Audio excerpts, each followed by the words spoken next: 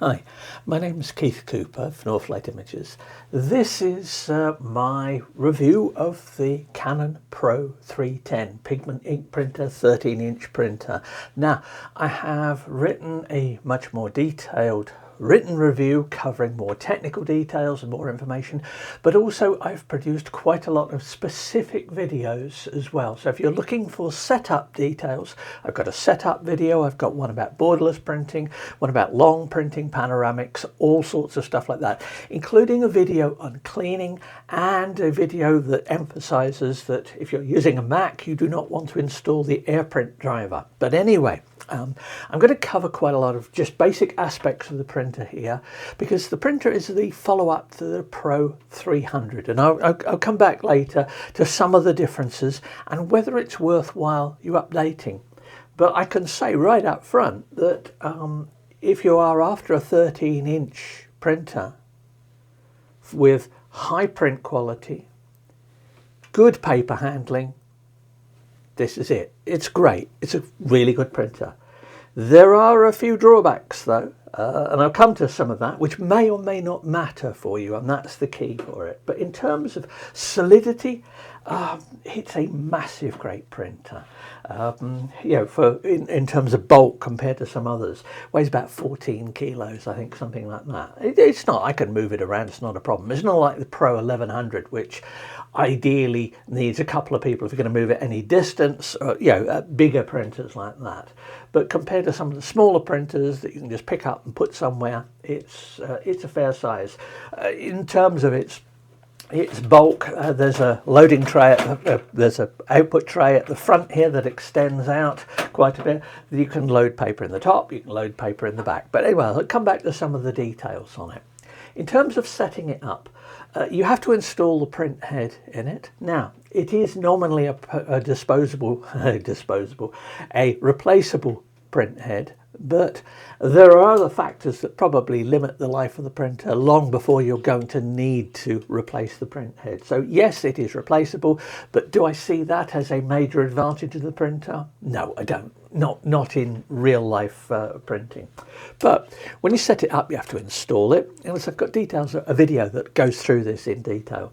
You have to, after you've installed it, don't forget to run some calibration prints. They're an important part of setting the printer up to get the best print quality out of it. And you load the ink cartridges in it. There are 10 of them, range of coloured inks. You can see it on the display here. I'll come back to the display in a little bit. But anyway, it's very simple to set up. Say if you are setting it up on a Mac, just make sure you don't accidentally install the AirPrint driver, because that is utterly useless. And if you get disappearing control, your printer driver suddenly on a Mac doesn't show the features you expected it should show, then that's a good sign that you've got things wrong. You can test the printer out perfectly well with the Canon software, and I'll come back to some of the Canon software as well. But in particular, when you set it up, go to this Canon site, set up. This is on wireless. I would normally, I'm in a sort of temporary office. We moved home between when I started looking at this and this one here. I would normally have this one on Ethernet for reliability and speed. The wireless is a little prone sometimes to dropping out, but I'm not going to criticize the printer directly for that, because this is a temporary setup we've got here, so I haven't fine-tuned things. But I say for reliability, good old USB or Ethernet connection, far better for things like that. As mentioned, installing the software when you set it up, do check out the Canon PPL software. You'll see examples of using it in the review, and also I've got the videos where I'm making prints. So there's a borderless print there. That's on a matte paper, but you know, use the PPL software. The PPL software incidentally directly communicates with the printer, which means it's a good test. If the PPL software works and something else doesn't work, and you can install PPL as a plugin, you can use it via Lightroom and Photoshop, which is where I've been trying it. If that works, PPL, but other ways of printing don't come out right, it tells you it's not the printer that's wrong, you've got something wrong somewhere else. So it's a good way of testing whether things are set up properly. Now, the PPL software It works great. It can use profiles. I've generated quite a few profiles. The profiles listed in the review, as with all my profiles, they're available on request. I just ask for a coffee donation if you find they're useful for you. Incidentally, I have, because I know people swap printers and you can never find them, I have produced profiles for quite a few Epson papers on this. Now remember, neither Canon nor Epson make their own papers, but you will not normally find, if you've got a big stock of Epson from from a previous Epson printer you had and you want to use it on this, that's something that you can do with that. But anyway, that's general use of that. Have a look at the review. That's got all that sort of stuff. In terms of actual loading things, you can load stuff via the top here. Now this extends out. The space I've got here is quite limited, so I can't show you it loading sheets at the rear. There is a rear feed. It is not a straight through print path. It's not bent much, but it is bent, so you can't run thick poster board or card through this. However, the paper handling is pretty good. If you want to print postcards, cards, things like that, they go great through this. This has pretty solid paper handling. And that's one of the really good features of this. It doesn't make any marks on the paper. It just works, and it works well. I would like to see, well, I'll come back to some of the things that I'd like to see with a printer like this, because you have to think of the history of this. There was the PRO-10 I reviewed many years ago, long before I started the videos. The PRO-300 I reviewed in 2020 when it came out. That was actually when I started making videos, actually at the behest of Canon, who said, Keith, can you make some videos to go along with your written reviews? And I went, they were right, I was wrong, and here we are today, I'm making videos. So this is a direct follow-up of that one from 5 years ago, which makes me wince watching it, but you'd expect that as first videos. But anyway, loading paper all works fine on this. It just works. If I just press that, so I have to press the button here. No, it's not a touch screen, and that is a minor gripe of mine. This display is it's very clear, very bright, easy to read, but it's quite limited in its size and the amount of information it can display. That leads to little issues such as paper media types. And the media types are a setting for a paper. They just happen to be named after papers. So if I take a third-party paper and profile it, I will use a Canon media type to go with it. And that's what you do, how you do when you're doing profiles. Now, the media types, they differ between the top slot and the back slot. So that some media types, you might select them, and lo and behold, they're not here on the screen. That's because the media type you've selected forces you to use the back slot here. It's much easier loading stuff in the top slot here. With the back slot, there's a lot more button presses and things. And it is that, it's button presses. It's not a touch screen. So yeah, there are a few minor gripes. Now, these fall into the category of they'll either annoy you, or you won't even notice them. You'll not even care about it. That's why I'm always wary about saying too much about problems and things like this, because many people will simply not be bothered by it. Other people will. So yeah, it's like the thing about the replaceable print heads and other stuff like that. Some people will go, oh no, don't want it because of that, or do want it because of that. Others, so what? Just bear that in mind, that when people say what's the best printer, I always have to say it depends, because it depends what you want, what your budget is, what you're going to use it for, all that sort of stuff. So anyway, media, it takes fairly thick media. I didn't have any problems with any media that would go through it. As I say, it doesn't take card, but I used quite thick art papers, work great, no problems there. So it is a little bit slower using the rear slot. You have to do it one sheet at a time. You have to put it in place and things. But I had no problems with borderless printing. Incidentally, if you are going to do borderless printing, keep an eye on the insides of the printer, because borderless makes a mess in any printer, and that overspray ink has to go somewhere, and there's a pad that collects it. Now, also in media, it's interesting to note this, compared to the 300, this one has added longer page lengths. So the 300, I think you could print about just under a meter or somewhere around about a meter in length. This one takes it up to 1.8 meters, and it introduces a new media type, a long form media, which allows you to print even longer. Unfortunately, the documentation on that is very slim. You will have to read through the manual, and even then you won't find a lot about it. Now, I investigated the new media types, including the grayscale media type, when I reviewed the PRO-1100, did quite a bit of testing on that. So do have a look, because they're very similar printers. They use virtually the same ink set. Yeah, the 1100 has 12 inks, this has 10 inks, but this has the gloss optimizer and various other things like that. Now, gloss optimizer, print quality. Now, I did a whole load of tests using the different settings for the gloss optimizer. And this only obviously on sort of luster and glossy papers doesn't make any difference now. And I can see, and this is because I can reflect the light, and this is almost impossible to show. I've got a video looking into this in more detail if you're curious. And I can see that you can apply the gloss optimizer all over. You can apply it just to the printed area, which saves on gloss optimizer, and I can see here the reflection of a slightly more reflective layer on it. And you can also alter how it handles the highlights. This is something you're going to have to experiment with on a per paper basis, because this particular paper, and this is printed on this is the premium luster photo paper, so this one is printed on an Epson paper, no less, and there is a tiny little bit of bronzing on it. The gloss differential is visible, but it's less on one where I've used the full overcoat of color optimizer. Anyway, that's quite a technical thing, but if you're doing glossy prints and you're concerned about that, it's well worth investigating and looking into that. In general, print quality is good. I would suggest that if you're making smaller prints, you print them at the higher quality.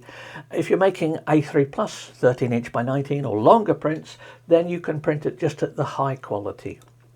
I found that the printer driver is exactly the same as the PRO-300. Send plenty of resolution to it. I did a detailed test on the PRO-300 looking at the optimal settings and that. You'll find details of this in the written review, all the settings and stuff for that. But it works very well. Why do I say use the higher quality for smaller prints? Because smaller prints you tend to look at closer. Now, I need stronger glasses on that to see detail any closer than this, but in general, people look at small prints quite closely, so that's where you want the higher resolution. People do not look at larger prints like this one, and this is on a slightly textured art paper. Very nice look, nice colour. It's yes, it is this image here. This is the same one that I printed recently at, I think, 60 inches by 80 inches when I was testing another printer. Yeah, it's that image. It works very nicely. And in general, I got no complaints whatsoever about the colours, the reproduction on this. Use good profiles, though. If you get third-party papers, get your papers from a supplier which offers profiles. That's a sign of a serious commitment to quality, because remember that the paper suppliers don't get free printers. They have to buy each printer to support it and make the profiles. Profiling takes a lot of time, it takes effort and expense. So if you find a paper supplier that is willing to do custom profiles for you, bespoke profiles, then good. That's a very positive sign. And yeah, I know I labour the point sometimes, but making profiles for this gives me a nice understanding for how the printer performs on different media. These are profiling targets. Interestingly enough, I did, because I had a 300 available, the PRO-300, I did identical profiles of identical targets on the 300 and the 310 to see what the differences were and look at that. But anyway, I'll come back to some of the differences in a moment, but profiles make all the difference. If you want the very best quality, go for that. Incidentally, for black and white printing, use the black and white print mode of the driver. On most papers, it gives better performance than using a color profile. Now that's not true for all printers. Sometimes some printers give better results with profiles, but this has a black and white print mode. I mentioned earlier that it also had the grayscale media type. Now the grayscale media type, I found this during the testing on the 1100, only uses the grey inks. Well, surely that's good. Yes, it is, but there's no real sort of support of that, and it does feel a bit tacked on that to this. It did in the 1100 compared to the 1000 as well. So it's always worth looking at the features. What's actually new? But anyway, if you want more detail, such as changing carts and things like that, the ink carts, have a look at that written review. Right. What generally are my conclusions about this printer? Well, as I said, it's a great printer. What about compared to the Pro-300? Well, here we have a slight issue because the 300 was a great printer. It had a few minor foibles, many of which have been fixed to some extent, more paper sizes, for example, with this. But the real difference between this and the 300 is just the ink set. Now, in making those profiles and things, I was able to compare the profiles created for the 300 and the 310. And I can say that, yes, the 310, the blacks are slightly better, particularly on the, I noticed on the matte papers here, the art papers. It varies by paper, so it's not universal. Less so on luster papers and gloss papers, but in terms of the colour gamut, with both sorts of paper, there is a noticeably larger gamut in the magenta red area of colours.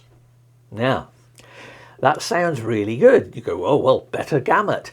Unfortunately, in real life pictures, that makes very little difference. Yes, I could produce pictures which, if I put the two of them next to each other, let's take as an example one of my test prints here. And this is a standard test image that I use a lot, downloadable from the Northlight Images site. I've got lots of test images which are downloadable. Now, if I print this on the 300 and the 200, and I put them next to each other under very good lighting, and I look specifically at those areas of very strong colours, and there aren't that many in this that actually hit that zone, you will see, yes, that the 310 looks just that little bit punchier, just a little bit, which is great because that's what Canon say in their marketing. They say, yes, it's better.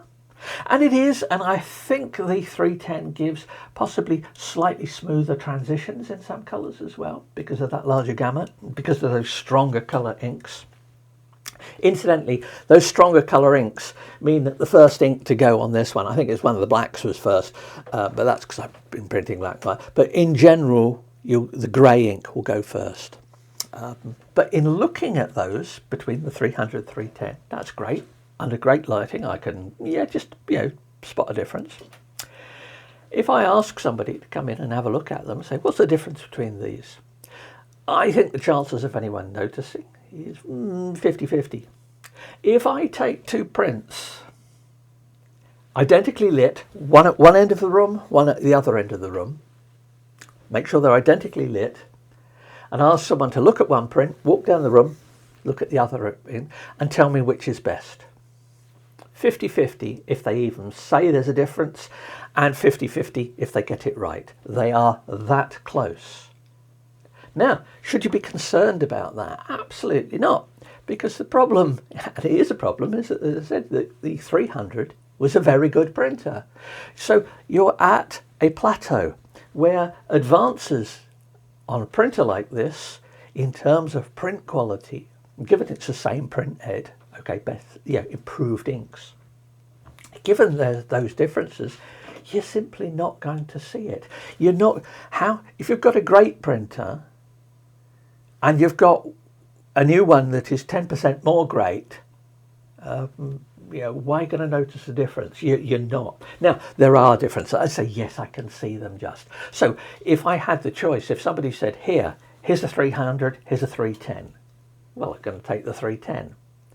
If you've got a 300, should you update? Well, I'm going to say if you've got a working 310 and you've got a stock of inks, then it'd be a waste of, sorry, working 300 and a stock of inks, then it'd be a waste of money. You're not going to see any real difference. If you're buying something new, unless you get a 300 offered you really, really cheap, then go for the 310. It is, yeah, there are little differences elsewhere. Incidentally, one of the things that Canon mentioned in their marketing for the inks is that the new inks have in the mixture, a wax component that improves scuff resistance of prints. Now, I'm going to say that if you read a review of this printer or watch a video review of this printer, and anybody says, oh yes, the scuff resistant makes pictures much easier to handle and things, then I'm going to suggest that review was mainly done by reading the specs of the printer and not by actually testing it. I have seen no meaningful difference. But then again, I don't handle prints in a way that's going to show difference. Even where I've scraped my nails across the prints, I was hard put to see any real difference. Now, yeah, it's a real feature. But yeah, if you read a review that says, oh, scratch resistance has been improved, yeah, they got that from Canon marketing materials, not actually looking at the prints. Just bear that one in mind. But yeah, if I'm going to say between the two, any other differences? Well, yeah, the media types. No, they're physically the same. Oh yes, yeah, the label on the front here is ever so slightly different between the 310 and the 300.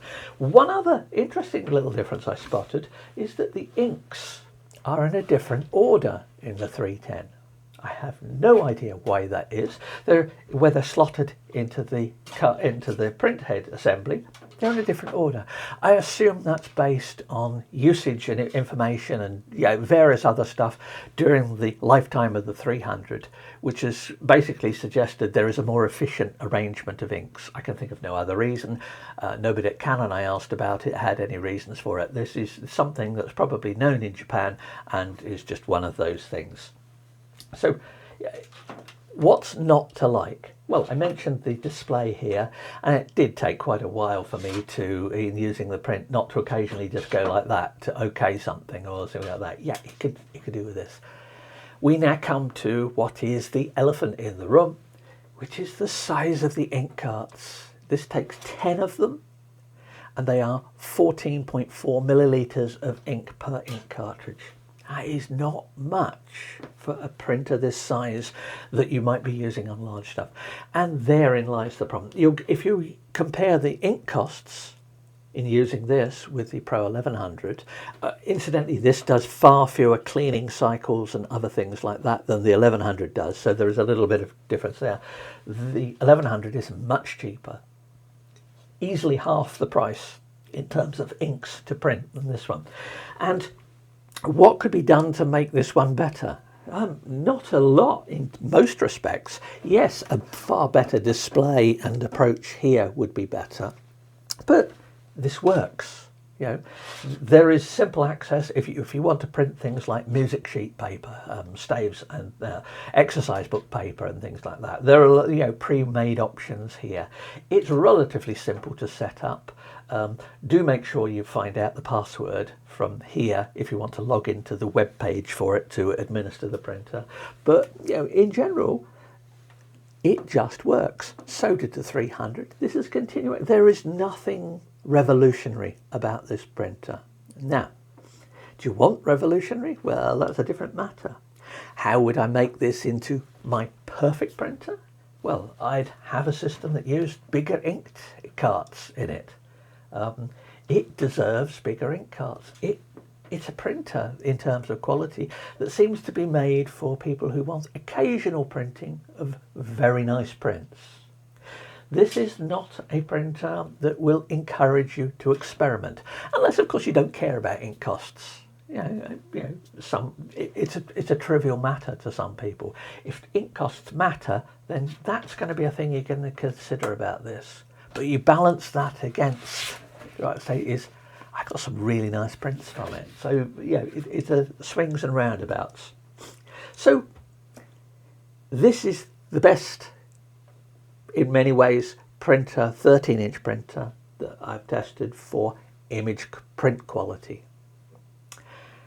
it is not the best printer I've tested for value in terms of cost of printing. You weigh those up and decide what you want. But anyway, that's a sort of quickish overview of this and review of the printer. As I got more detail in the written review, do have a look. If you've got any questions, please do let me know, and I'll see what else I can fathom out about this before it goes back. Oh yeah, little things I forget to mention is that there's a CD loading slot in here. There's a tray you can print on CDs. Not incidentally sort of, you know, small ID card type things, but it does take that. But you'll need to use the Canon software to drive that. Well, after a quick look, yes, I did remember everything I wanted to say. So that's about it. Yeah, nice quality printer. Thanks for watching. Bye.